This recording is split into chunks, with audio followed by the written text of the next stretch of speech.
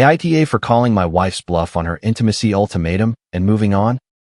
34 years old. I guess I should start at the beginning. I am not going to lie, it is weird to write all this down. But maybe it will help someone avoid making the same mistakes I did. My wife and I started off pretty well. We met at my buddy's housewarming party.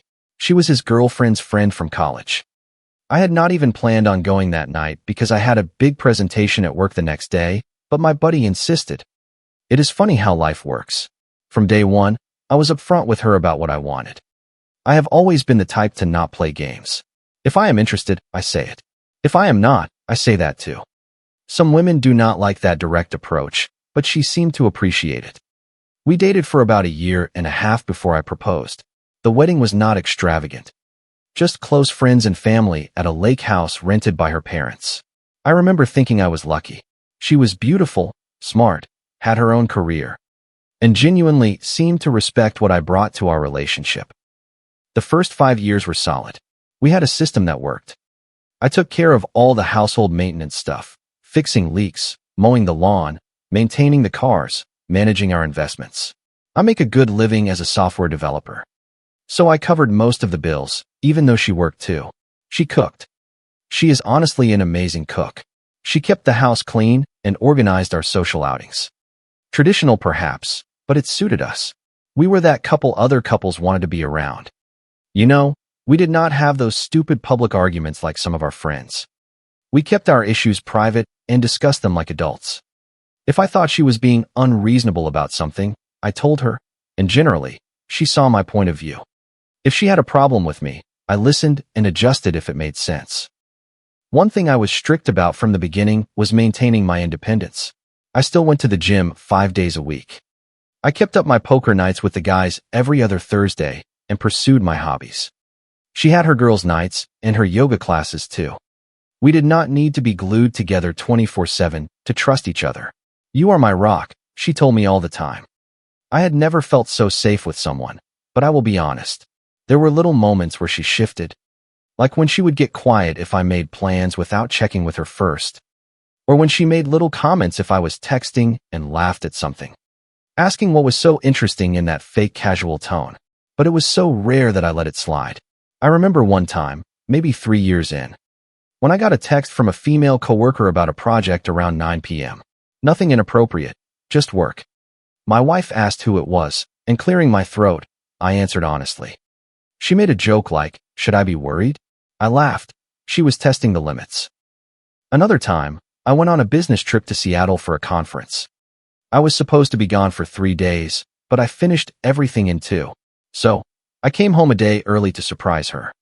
She seemed happy to see me, but there was this weird moment where she almost looked disappointed, as if she had planned some alone time that I had ruined. But again, I did not think much of it. I thought we were solid. My career was taking off.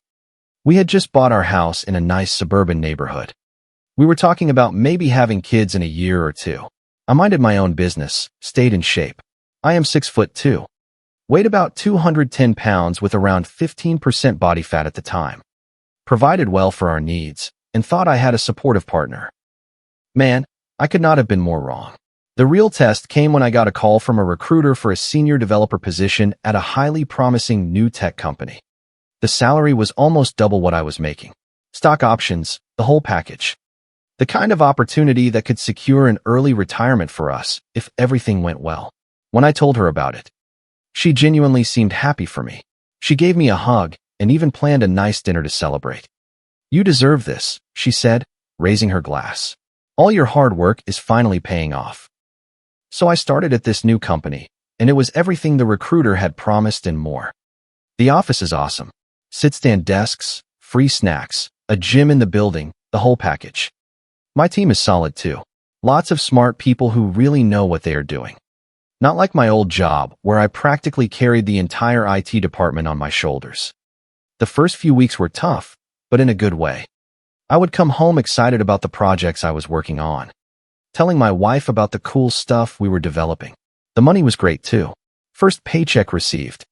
I took her to this fancy steakhouse we normally only visited for birthdays.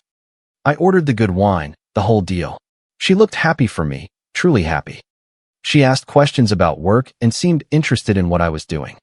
She even surprised me with a new laptop bag since my old one was falling apart.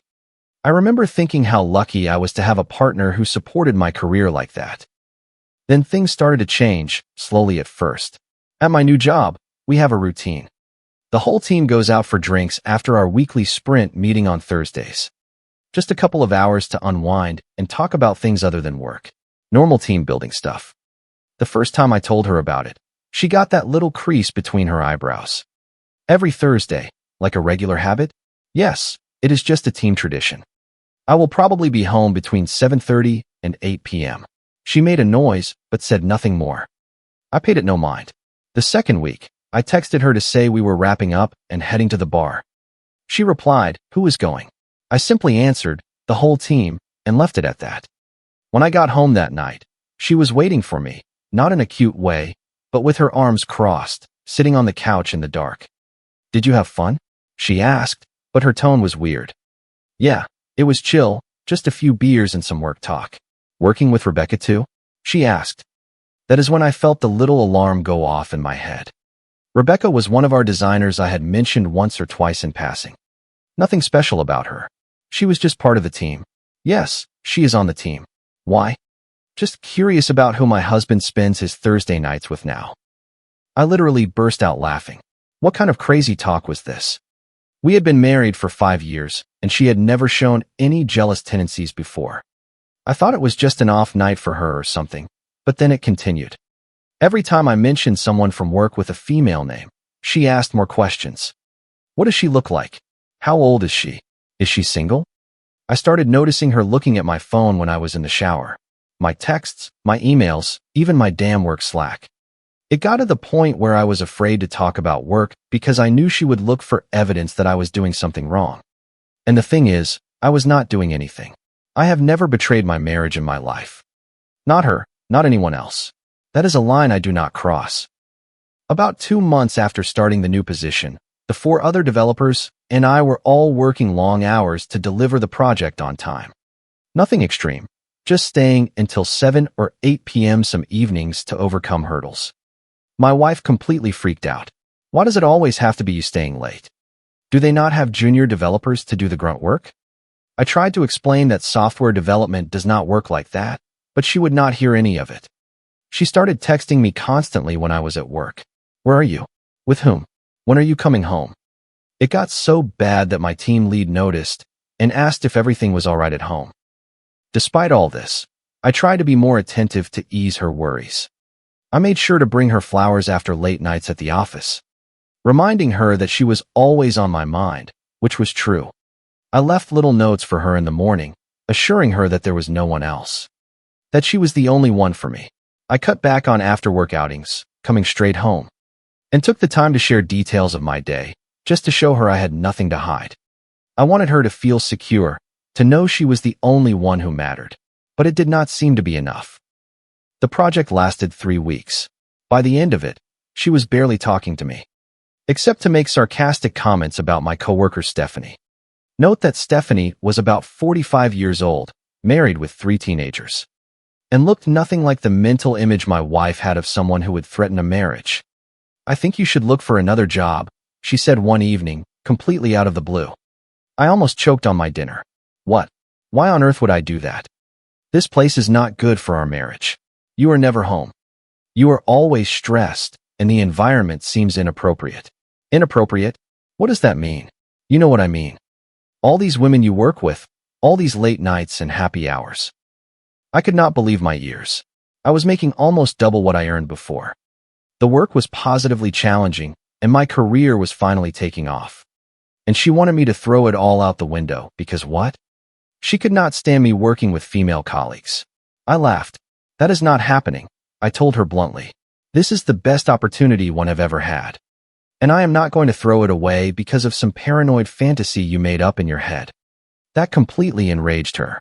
We had our first real fight that night. She accused me of prioritizing work over our marriage. I accused her of trying to sabotage my career because of her insecurities. Not my proudest moment, but I was just so frustrated. After that night, things got worse. She started giving me the cold shoulder. If I tried to kiss her goodbye in the morning, she would turn her head. If I reached out to her in bed, she would move away to the edge. Always with some little comment like, "I am sure Stephanie would be more than thrilled," or some other nonsense like that. Meanwhile, I kept doing everything I was supposed to do. I still took care of the yard and the house maintenance. I still paid all the bills. I kept trying to plan date nights that she usually ended up canceling with some excuse. I was bending over backward, trying to prove I was still the same man she married. One Friday, I left work early to surprise her. I had made reservations at her favorite restaurant, the whole package. I came home to find her sitting in front of the computer, going through my work emails that I had foolishly left open on our home computer. "What are you doing?" I asked, flowers still in hand. She did not even look embarrassed. She just pointed at the screen where there was a completely innocent email thread about a project between me and a female product manager. "Who is Nicole? You never mentioned her before." That is when I knew we were really in trouble. This was not normal jealousy. It was obsession, and it was getting worse by the day. I should have addressed it directly right then. I should have insisted on couples therapy or something similar. But instead, I kept trying to prove my innocence, trying to reassure her, trying to be the perfect husband despite her increasingly irrational behavior. Big mistake. Because a person determined to find evidence of an inappropriate relationship will eventually find it, even if they have to invent it. The situation kept deteriorating over the following weeks. She checked my phone constantly, no longer even trying to hide it. If I got a text notification, she asked who it was before I even had time to read it. If I placed my phone face down, she made a comment about me hiding something. I was starting to feel stalked in my own home. Every conversation felt like a minefield. If I talked about work, she got suspicious. If I did not talk about it, she accused me of intentionally hiding something. There was no way to win. One night, I was in the shower when my phone vibrated with a text. When I stepped out, she was there, my phone in her hand, her face dark as a storm cloud. "Who is Courtney? And why is she texting you at 9:30 p.m.? I sighed and wrapped a towel around my waist. "Courtney is our project manager. She is messaging the whole team for tomorrow morning's meeting. If you scroll up, you would see it as a group chat with about 8 people. Well, it seems very unprofessional to send texts after work hours. It is for work, literally the most professional reason possible to message someone." She threw my phone on the bed and stormed out, slamming the door. I stood there, dripping on the rug, wondering what had happened to the woman I married. I tried everything I could to reassure her. I offered to show her my phone whenever she wanted. I invited her to company events so she could meet my coworkers. I came straight home after work instead of going to the gym so she would not have to wonder where I was. Nothing helped. Her friends tried talking to her too. Her best friend Megan came over for wine one evening, and I heard her telling my wife she was being ridiculous. "He has always been crazy about you. You are seeing problems that do not exist." But my wife was convinced I was doing something. The more everyone told her she was wrong, the more she dug her heels in. It was as if she was determined to find proof that I was having an inappropriate relationship. And if she could not find anything, she imagined it. After about 4 months at the new job, things reached a breaking point. It was a Thursday, and I texted her to say we were wrapping up a project and the team was going to grab a quick drink to celebrate. Nothing unusual. We had done it dozens of times, and I had always been home before 8:30 p.m. Her response: "Do whatever you want. You will anyway." I almost did not go to the team outing because of that text. But my team lead insisted I come for at least one drink since I was leading the project. So I went. I had exactly one drink and headed home. It was barely 7:15 p.m. when I walked in. She was sitting at the kitchen table, arms crossed. "Have fun with your work and your friends?" she asked, her voice dripping with sarcasm. It was chill, just a quick drink. We delivered the project on time. I am sure delivering the project is not all you did. I took a deep breath to stay calm. What does that mean? You know exactly what it means. Do not play dumb. I was tired, so incredibly tired of this endless suspicion. No, actually, I do not know what that means. Why do you not just say what you are thinking instead of these little jabs? She stood up and got right in my face. Fine. I think you are involved with someone at work. Probably Stephanie or Rebecca or whoever else you have talked about. I literally burst out laughing. Not because it was funny, but because it was so absurd. You think I have the time or energy to betray our marriage when I barely have the strength to hold a conversation with my own wife without it turning into an interrogation? I work 50 hours a week, then come home every night to this. And you think I find time for that? People find time for what they want, she retorted. I shook my head. This is madness. I did nothing wrong, nothing. I got a better job, which benefits both of us financially. And somehow, that has turned me into the villain. If it was just about the money, you could find another well-paying job. But you are clearly not even considering it. There is something or someone keeping you there. That is when I realized how lost she was. No amount of evidence, no reassuring words would change her mind. I am not quitting my job, I said firmly. It is not happening. You need to learn how to deal with your insecurity because this is not sustainable. Her eyes narrowed, and then she dropped the bomb. If you do not quit that job, you can forget about ever being physically close to me again. No intimacy in our marriage until you do exactly what I want. Your choice. I stood there looking at her, waiting for her to grasp the weight of what she had just said. Her arms were crossed, her chin slightly raised, as if she expected me to crumble under the pressure of her ultimatum. As if she truly believed it would work, that I would cave, beg, or at least try to prove myself worthy of her affection. That is the moment everything clicked.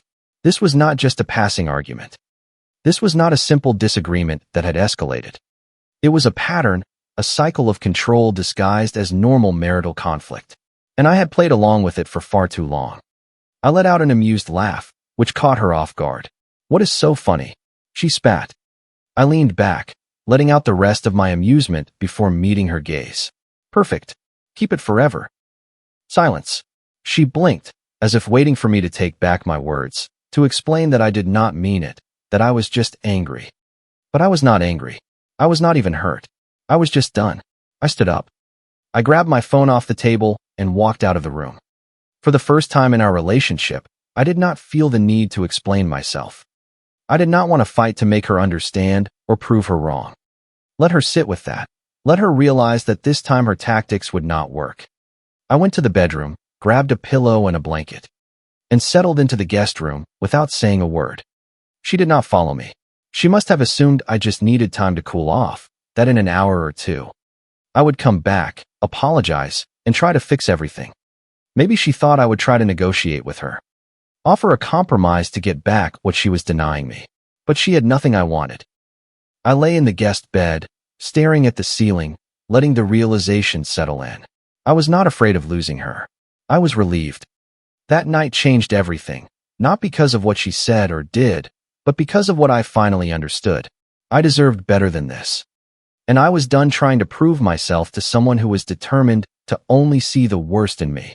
The next morning, I woke up in the guest bed feeling different, ice cold, as if something inside me had finally snapped. All those months of accusations, all those nights, she made me feel bad for no reason. It was time to push back. I got up earlier than usual, took a shower, and put on one of my best shirts. When I walked into the kitchen, she was already there, coffee mug in hand. She had this smug look, as if expecting me to break down and apologize like always. She cleared her throat. So, are you done acting like a child? I took a long sip of coffee, looking her dead in the eye over the rim of the mug. Then I smiled. Not a friendly smile, but the kind that says, you messed up and you do not even know it yet. Yes, actually I am. Her eyes narrowed slightly, not understanding. She was waiting for the apologies, the negotiations, the desperate attempts to get back in her good graces. Nothing came. Instead, I finished my coffee, rinsed the mug, and deliberately left it in the sink instead of putting it in the dishwasher like usual. I grabbed my things and left without another word. Getting into my car, I laughed out loud. Her expression was priceless. For the first time, she was not the one dictating the rules, and it felt incredibly satisfying. From that day on, I decided to give her a taste of her own medicine. She wanted to play? Fine. I could play better. I stopped doing literally everything that benefited her. No more picking up her favorite snacks at the store. No more making sure her car had gas. No more fixing the little things around the house that bothered her. The wobbly chair in the dining room? No longer my problem.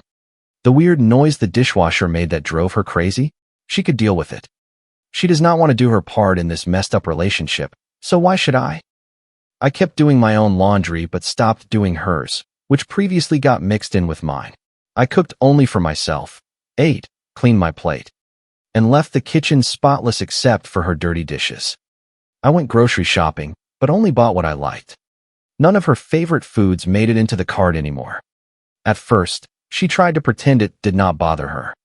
She would roll her eyes or let out little sighs when I walked by without paying attention to her, but I could tell it was eating her up inside. She was used to being the one withholding things, not the other way around. About a week into my new routine, she tried to provoke me. I was watching a basketball game, a team she knew I loved, when she deliberately came and sat near me on the couch. "So is this how it is now?" she asked after a dramatic sigh. "What are you talking about?" I replied without even taking my eyes off the TV. This whole ignoring me thing, the silent treatment. I am not ignoring you. I am watching the game." My voice was emotionless. "Oh, really? Because it sure seems like it." I shrugged, my eyes still glued to the screen. "I am just done wasting energy on pointless conversations." Her jaw tightened. "So, because you did not get what you wanted, now you are throwing a tantrum." That made me laugh, which pissed her off even more. "No, it is just that I do not care anymore." She was not ready for that. She was used to me defending myself, trying to explain, eventually caving just to keep the peace. But now, I was giving her nothing to exploit, and I loved every second of it. The real satisfaction came a few days later.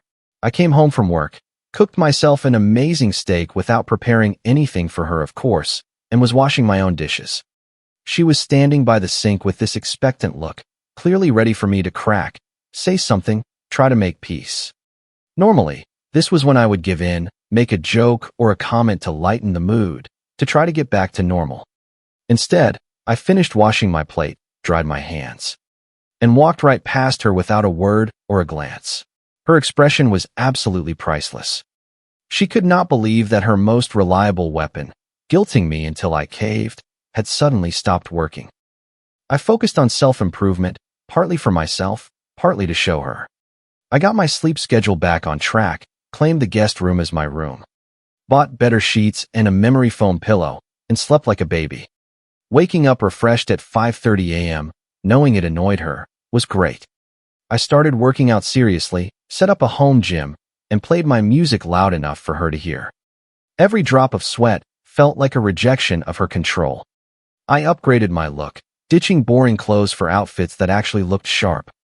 I would dress up just to go grab a coffee, knowing it would make her wonder where I was going.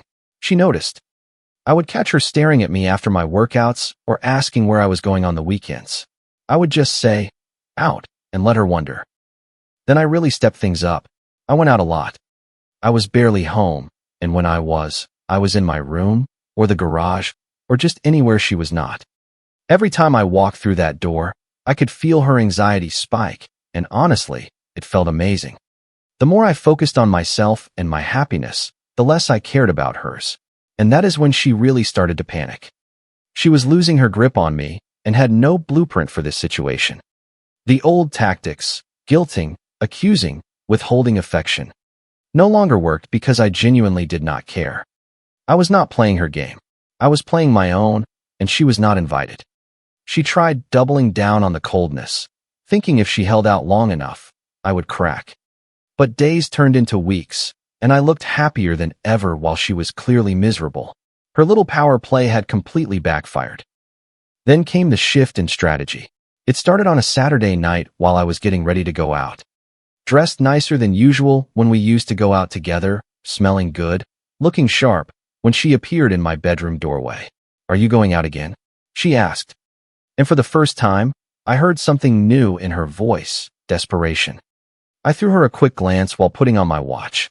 "Yes. With who?" The question slipped out before she could stop herself. I smiled, adjusting my sleeves. "Does it matter?" That hit her hard. I saw her physically flinch, her fingers tightening on the doorframe. For months, I had given her just enough rope to trip over her own paranoia. "I just find it weird," she said, trying to sound casual but failing.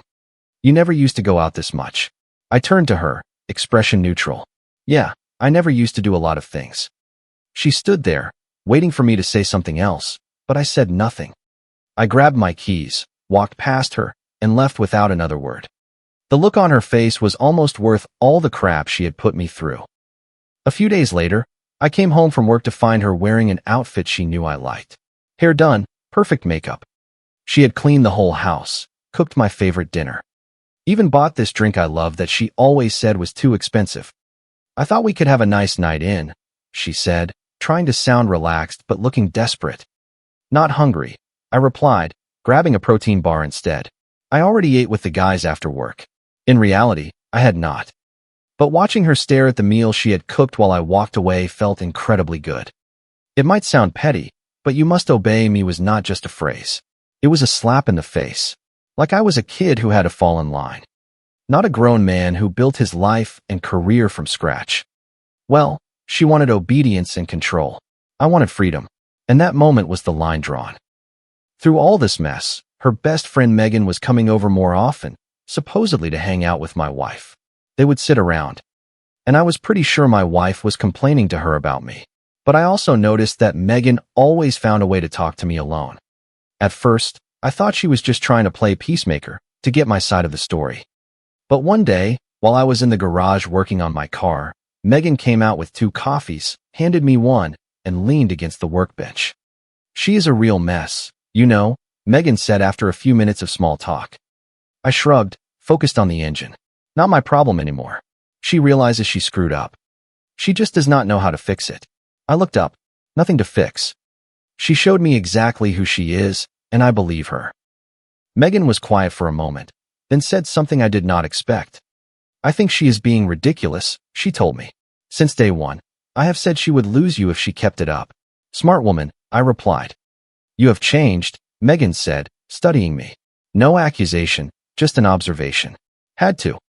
"No, I mean, you seem stronger now, more confident." She paused, taking a sip of her coffee. "It looks good on you." I caught something in her tone that made me look at her more closely. Megan had always been attractive, objectively speaking, probably more so than my wife. They had been friends since college, and I had always been friendly with her, but keeping a respectful distance. But now, I was noticing things I had previously ignored. The way she held eye contact a little too long. How she found excuses to touch my arm when making a point. The fact that she was coming over more often now that things between my wife and me were clearly broken. These conversations became more frequent. Megan would come over supposedly to see my wife, but always found a few minutes to talk to me alone. At first, it was about the situation with my wife, but gradually it drifted to other topics. Books, movies, her work, mine. One evening, when she stopped by while my wife was not there, supposedly to drop something off. Though I noticed she did not actually have anything with her. We ended up talking in the kitchen for almost an hour. As she was leaving, she touched my arm, laughing at something I had said. The touch lingered, and I saw something in her eyes that I could not misread. I took a step back. "We should not go there." She looked down, not denying what I was implying. "I know, sorry. It is just hard seeing how she treats you and knowing what kind of man you really are." "I am still married," I reminded her. "Unhappily, but married." She nodded. "I get it. For what it is worth, you deserve better." After she left, I thought about how my wife would react if she knew her best friend was catching feelings for me. A part of me was tempted to let something slip just to twist the knife a bit, but I decided against it. Not because I cared about sparing her feelings, but because it would make me look like the bad guy. And I was not going to hand her any weapons after being falsely accused for so long. The irony of the situation was not lost on me. For months, my wife had accused me of being interested in other women, creating all this paranoia around some imaginary workplace inappropriate relationship. And now, here was real temptation right under her nose, coming from her own best friend. And I was the one shutting it down. But the craziest part was that the more I withdrew emotionally, the more she tried to be physically affectionate. After weeks of using closeness as a weapon against me, she was now trying to use it to reel me back in. She would accidentally brush against me in the kitchen. She started dressing in ways that were more attention-getting around the house. One night, she even tried coming into the guest room late at night in a very suggestive manner. I asked her quietly but firmly to leave. "Why?" she asked, clearly not expecting that response. I am your wife. You made your terms very clear, I reminded her. I chose not to accept them. Now, we are both living with that choice. Her eyes filled with tears. So, are you seeing someone else? I am not, I said honestly. Then why will you not even try to fix this? Because it is not about fixing anything, it is about respect. You tried to control me using affection as leverage. That showed me exactly what you are. She left the room crying. The next morning, she acted like nothing had happened, but I could see it in her eyes. She was losing her grip. The ultimate test came when I had to leave on a business trip for 3 days. In the past, she would have bombarded me with texts, calls, demanded constant updates, and probably accused me of all sorts of things while I was gone. But now, she was terrified I would never come back. The night before I left, she made one last desperate attempt. She had cooked dinner and put on some music. I thought we could have a nice evening before your trip, she said, trying to sound casual. I need to pack, I replied. I can help you? She offered a little too quickly. No need, it is only 3 days. As I walked away, I heard her small voice ask, You are coming back, right? I stopped and looked at her. I have a return ticket. The morning after I returned from the business trip, I knew exactly what I had to do. I waited for her to leave for work, then called a divorce attorney and made an appointment for that afternoon. I took a half day off, met with the lawyer, and started the process. It felt surprisingly easy, like I should have done it months ago. When she got home that evening, I was sitting at the kitchen table, calm and collected. She must have sensed something was different because she froze in the doorway, her eyes searching the room as if looking for clues. Can we talk? I said, pointing to the chair across from me. She sat down slowly, the tension palpable. What is going on? I decided to cut to the chase. I met with a lawyer today. I am filing the papers this week. The color drained from her face. For a few seconds, she looked at me like I was speaking a foreign language. Then the flood of reactions hit. Shock, anger, panic, bargaining. All at once. You cannot be serious, she whispered. Dead serious. But why? Over one argument? Because I asked you to consider a job change? I almost laughed and told her it was not about one argument, but months of accusations, manipulation, and weaponized affection that had finally shown me who she really was, and I believed her. Can we fix this? She said, reaching across the table for me. I pulled away before she could touch me. We can go to couples therapy. I will change. I know I have been jealous about your work, but I can work on that. Too late, I said. I do not want this anymore. Her eyes filled with tears. So that is it. You are just giving up on us. After all these years. I shook my head. No, I am finally choosing myself. Those words hit her like a physical blow. She recoiled, looking at me like she had never seen me before. And maybe she had not. Not this version of me, anyway, not the one who would not bend to her will. Once she realized I was serious, she went through every possible emotion. Some days she was furious, screaming that I was ruining everything for nothing. Other days she would break down in tears, begging me to reconsider, promising to change, saying she would do anything to save our marriage. Then she started telling everyone I was having an inappropriate relationship, friends, family, anyone who would listen. Most did not believe it, but some did. Her sister called me, accusing me of betraying my wife with Megan, her best friend. I laughed.